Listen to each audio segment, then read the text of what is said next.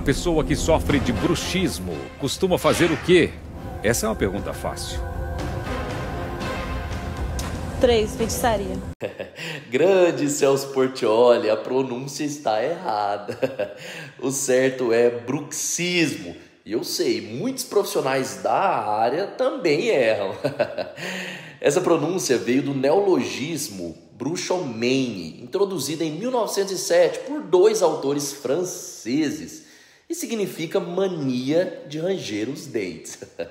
Bruxismo, de fato, tem a ver com feitiçaria, entre outros. Está tudo dicionarizado. O pessoal me vê toda fofa do K-pop, mas eu amo de tudo. Eu sou muito epilética, eu escuto de tudo.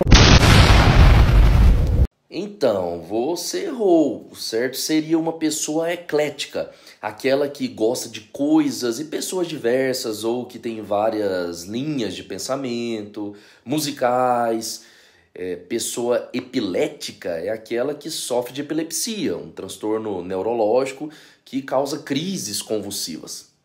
Gostou do conteúdo? Então curta, comente, compartilhe e salve. Eu sou o professor Paulinho Curirim, especialista em redação e comunicação, e todo dia tem vídeo novo aqui para você. Pega o bizu, afinal é tudo nosso e nada deles.